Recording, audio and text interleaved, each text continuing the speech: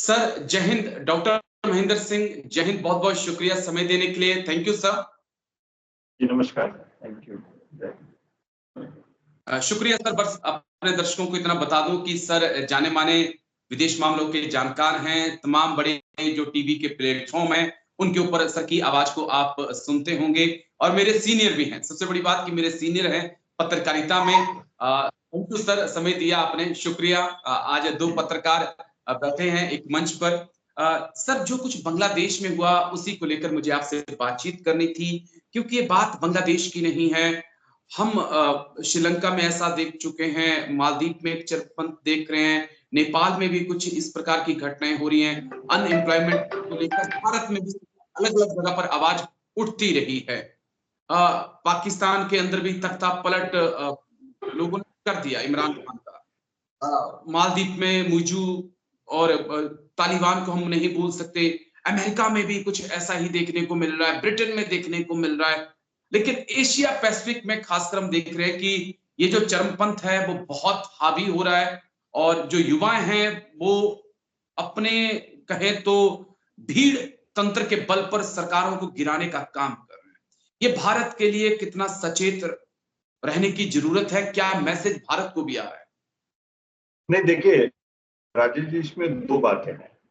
इस सत्ता परिवर्तन तो एक जो है, अगर लोकतांत्रिक व्यवस्था को देखें तो सत्ता परिवर्तन जो है एक नियम होता है, और लेकिन वो लोकतांत्रिक जो हथियार हैं उन्हीं के जरिए हो, जो जहां जब हम चुनाव की बात करते हैं। और अगर कोई भी जो शिकायतें हैं, ग्रीवांसेज हैं सरकार से, उसको संविधान में या जो कॉन्स्टिट्यूशन है उसके दायरे में रख के हल करने की कोशिश होनी चाहिए।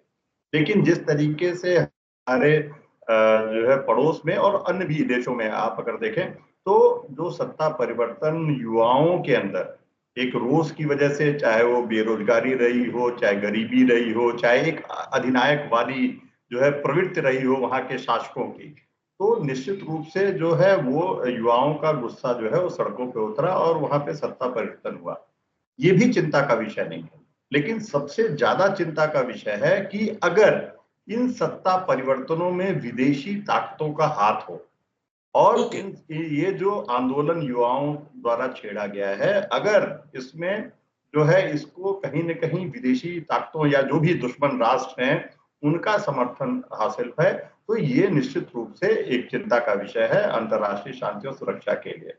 जहां तक आपने भारत का प्रश्न किया, निश्चित रूप से हमारे पड़ोस में, चाहे आप देखें श्रीलंका, मालदीव, अब पाकिस्तान, अब बांग्लादेश, तालिबान, अफगानिस्तान में, तो एक तरीके से आप देखें तो सबसे ज्यादा चिंता की बात अगर हम देखें तो बांग्लादेश में जो सत्ता परिवर्तन हुआ, क्योंकि वहां एक लोकतांत्रिक व्यवस्था थी और उन्होंने जो है अधिनायकवाद से, डिक्टेटरशिप से उन्होंने लड़ाई लड़ी, और जिस तरीके से उनका स्वतंत्रता आंदोलन रहा वो इतिहास में हम सब जानते हैं। लेकिन वहां पे जिस प्रकार से सत्ता परिवर्तन हुआ और जो खबरें सुन सामने आ रही हैं, किस प्रकार से जो पूरी की पूरे जो एक स्टूडेंट्स का मूवमेंट था, एक युवाओं का मूवमेंट था, उसमें किस प्रकार से जो कट्टरपंथी ताकतें हावी हो गई और अभी भी वहां पे अंतरिम सरकार के गठन के बाद भी शांति और सुरक्षा स्थापित नहीं हो पाई है, ये चिंता का विषय है। और ये चिंता का विषय है किस प्रकार से विश्व की तमाम महाशक्तियां वहां पे अपना अपना हित साधने की कोशिश कर रही हैं। और जिस प्रकार से आप देखें यूक्रेन में हुआ, अगर यूक्रेन में रशियन अटैक के पहले जाएं तो वहां पे भी इस तरीके से एक बाहर से जो समर्थन मिल रहा था, जो बार बार रशिया भी इल्जाम लगा रहा था, तो ये कि वहां पे एक रिजीम चेंज की बात हो रही थी कि किस प्रकार से अमेरिका और पश्चिमी देश कोशिश कर रहे हैं। तो ये चिंता की बात है, क्योंकि हमारी अगर हम यूनाइटेड नेशन चार्टर की बात करें तो ये साफ कहता है कि जो है दूसरे के आंतरिक मसलों में हस्तक्षेप ना करना, और ये अगर हो रहा है तो ये पूरे पूरे अंतर्राष्ट्रीय समुदाय के समक्ष चुनौतियां हैं। भारत का प्रश्न है, निश्चित रूप से हमें चिंतित होना चाहिए, और जो खासकर इस वजह से नहीं चिंतित होने की आवश्यकता है कि हमारे यहाँ बहुत बड़ी मुस्लिम आबादी है, लेकिन हमें इस वजह से चिंता होने की आवश्यकता है कि हमारे यहाँ जो एक बात हो रही है कि किस प्रकार से चाहे वो गरीबी हो, बेरोजगारी हो, उसको लेके चर्चा हो रही है। आज का युवा जो है वो इम्पेशेंस है, तो जी, अगर वो अपनी मांगे चाहता है, वो नौकरियां चाहता है, तो सरकार की कोशिश होनी चाहिए कि अर्थव्यवस्था के ऐसे क्षेत्र में हम प्रगति करें कि जहां पे जो जॉब क्रिएशन जो है वहां प्रमुख भूमिका हो। खासकर एमएसएमईज की हम बात करें, जो मैन्युफैक्चरिंग सेक्टर की बात करें, क्योंकि भारत एक तरीके से आप देखें तो हम सर्विस सेक्टर में ज्यादा हमारा फोकस है, वहां पे बहुत ज्यादा जॉब्स नहीं है। तो हमें कोशिश बिल्कुल। करनी चाहिए कि जो मैन्युफैक्चरिंग सेक्टर है, जो एमएसएमईज है, उनको किस प्रकार से एक रिवाइव किया जाए। और क्योंकि जो पब्लिक सेक्टर है उसमें जो ओके, रोजगार है वो सीमित है। लेकिन जिस प्रकार से जी, घटनाक्रम हुए हैं इधर, कि सरकारें जो है पेपर लीक की वजह से परीक्षाएं नहीं करा पा रही हैं, सरकारें जो है तमाम जो पूरा का पूरा जो परीक्षा व्यवस्था है हमारे, उस पर प्रश्न चिन्ह लग रहा है। तो ये कहीं ना कहीं असंतोष युवाओं के बीच पैदा करता है, जो कुछ न कुछ हद तक हमें इस चुनाव में भी अपने चुनाव में 2024 के चुनाव में भी देखने को मिला। असर देखने को मैं 2-3 पॉइंट और मैं समझना चाहूंगा, क्योंकि आपने एक बड़ी बात कही सत्ता परिवर्तन की। क्या लगता है आपको, क्योंकि एक अमेरिका का इतिहास रहा है जहां अमेरिका को लगता है कि सत्ता उसके हिसाब से नहीं है, वो सत्ताओं को बदल देता है। तो जो बांग्लादेश में हुआ, जो शेख हसीना की तरफ से आरोप लगाए जा रहे हैं, या जो एशिया में हो रहा है, लगता है आपको कि अमेरिका वही सब कुछ कर रहा है जो इतिहास में रहा है, जिसके लिए वो बदनाम है? नहीं देखिए, निश्चित रूप से, लेकिन यहाँ पे सिर्फ अमेरिका का नाम नहीं आ रहा है, क्योंकि जो एक शेख हसीना के जरिए जो है एक बात की गई, वो शायद उनके बेटे ने उस पूरे स्टेटमेंट को ही खारिज कर दिया गया। तो सिर्फ अमेरिका ही नहीं, हम जिस प्रकार से आईएसआई और चीन का जो है परोक्ष रूप से जो है समर्थन नजर आता है, तो ये निश्चित रूप से चिंता का विषय है। और मुझे लगता है कि जो महाशक्तियां हैं, इस तरीके से जो सत्ता परिवर्तन करके अपने समर्थन वाली सरकार अगर वापस लाना चाहती है, तो फिर से वो एक शीत युद्ध के जो है कालखंड में हम वापस जा रहे हैं, जो ओके, एक बड़ी चिंता का विषय है। और क्योंकि इससे आप देखिए कि रशियन इन्वेजन के बाद यूक्रेन के किस प्रकार से आर्म्स रेस बढ़ी है। चाइना के जो जी, एक आक्रामक जो है रवैये की वजह से, उपनिवेशवाद की वजह से जो है एक आर्म्स रेस पूरी देश में बढ़ी है। तो ऐसे में अगर हम फिर इस हथियार का भी इस्तेमाल महाशक्तियां करने लगेंगी, तो पूरे देश की पूरे विश्व की जो है शांति एक तरीके से खतरे में पड़ जाएगी। और शीत युद्ध हम सब ने देखा है।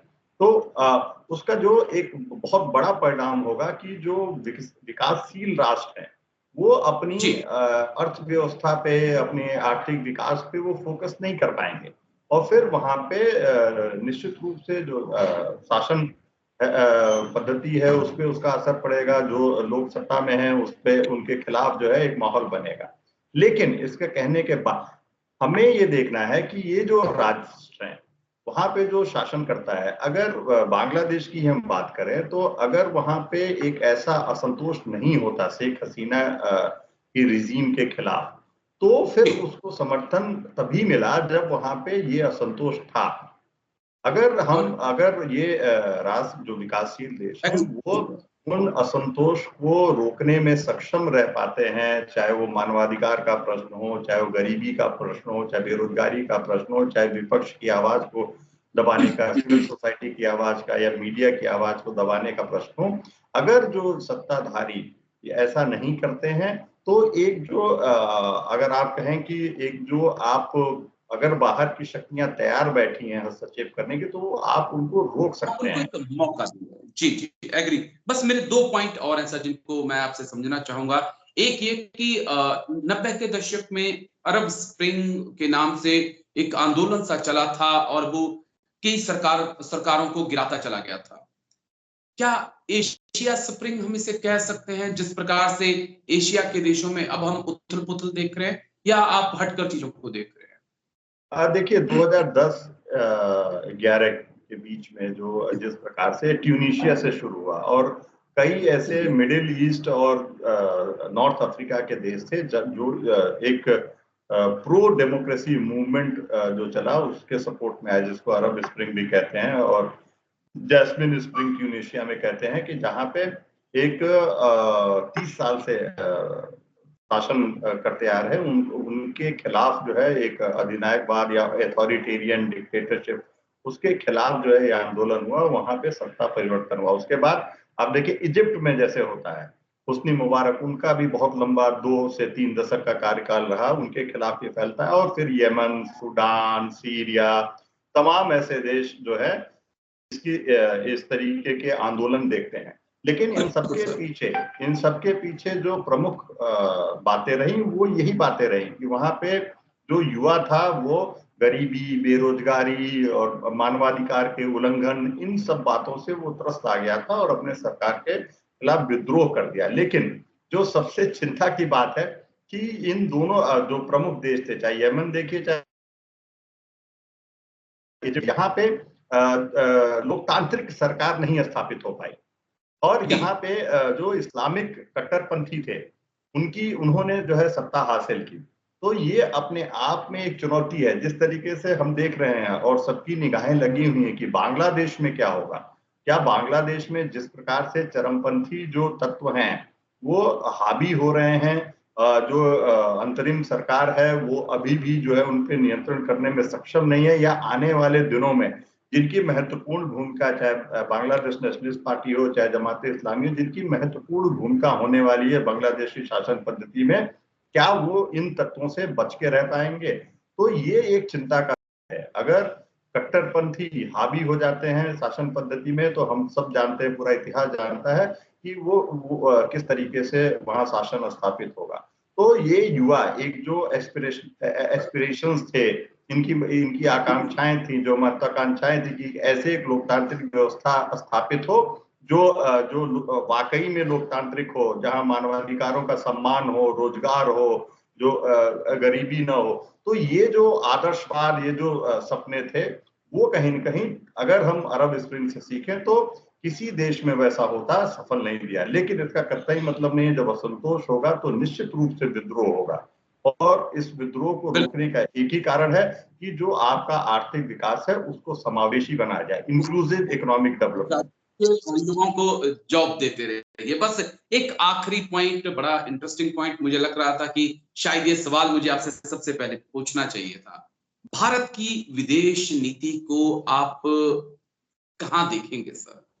आपके आसपास में बहुत उथल पुथल है और आपके पास एक खामोशी है, आप चुपचाप देख रहे हैं। मालदीव में मुर्जू आ जाते हैं, नेपाल में केपी ओली आ जाते हैं, बांग्लादेश में शेख हसीना को जबरदस्ती हटा दिया जाता है।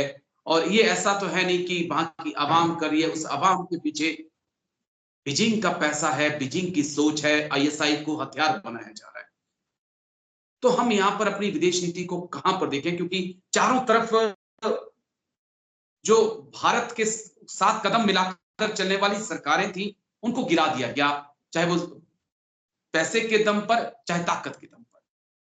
नहीं, देखिए निश्चित रूप से, और ये बहुत ही चुनौतीपूर्ण क्षण है भारत की विदेश नीति का। और शायद ये ऐसा किया जा रहा है कि जिस हिसाब से, जिस रफ्तार से मैं कहूँ, भारत जो आर्थिक विकास जो हम कर रहे हैं और जिस रफ्तार से जो हम अपने विदेश नीति को या हम अपने राष्ट्रीय हितों को आगे रख के हम जो बात करते हैं, हम एक बहुत ही प्रैग्मेटिक विदेश नीति को लेके आगे चल रहे हैं जो मल्टी लेयर्ड है। और हमने सीखा है कि किस प्रकार से हम अपने जो राष्ट्रीय हित है उसको आगे रख सकते हैं। तो ये बहुत बड़ी चुनौती है। और शायद यही कारण है कि प्रश्न उठते हैं हमारी विदेश नीति पे कि अगर हमारे धीरे धीरे करके सारे पड़ोसी देश हमारे वहां पे ऐसी सत्ता जो है स्थापित हो जाए जो है भारत विरोधी हो, अगर भारत समर्थक न हो तो भारत तटस्थ भी नहीं बल्कि भारत विरोधी अगर सत्ता काबिज हो जाती है तो निश्चित रूप से जो है ये चिंता का विषय है। और ये हमारी विदेश नीति का एक टेस्टिंग टाइम है कि क्या हम ऐसे हमारा निश्चित रूप से अगर हम देखें तो हमारा पड़ोस जो है बहुत शांतिपूर्ण कभी भी नहीं रहा है, और लेकिन हम अपने पड़ोसी को नहीं बदल सकते। तो ऐसे में ये एक बड़ी चुनौती है कि भारत किस प्रकार से इन सभी देशों में, और हमने देखिए संकेत भी देना शुरू कर दिया है। जिस तरीके से हमने बांग्लादेश के ही अगर जो है संदर्भ में हम लें तो हमने वहां की आर्मी से बातचीत करनी शुरू कर दी है। अगर हम जिस तरीके से तमाम देश, श्रीलंका कहें या जो है नेपाल कहें कि हमने ओली के साथ भी ओली के साथ भी अपने संबंध स्थापित करने की कोशिश की है। तो हमने ये साफ कर दिया कि हम किसी एक व्यक्ति पे या एक राजनीतिक दल पे से हमारा संबंध नहीं है। हम कोशिश कर रहे हैं कि देश के तमाम ऐसे जो है ऑर्गेनाइजेशंस हैं सरकार के अलावा भी, उनके साथ भी हम जो है संबंध बनाएं। और यही जो है मुझे लगता है कि हमारी विदेश नीति हमें इन मुसीबतों से, इन चुनौतियों से, इन समस्याओं से उबार सकती है। जी, और नजर बना के रखनी होगी अपने दुश्मन के ऊपर। मुझे लगता है बहुत जरूरी है कि किस प्रकार से वो हमारे पड़ोसी देशों में खेल कर रहा है, और उसकी काट भी खोजनी होगी।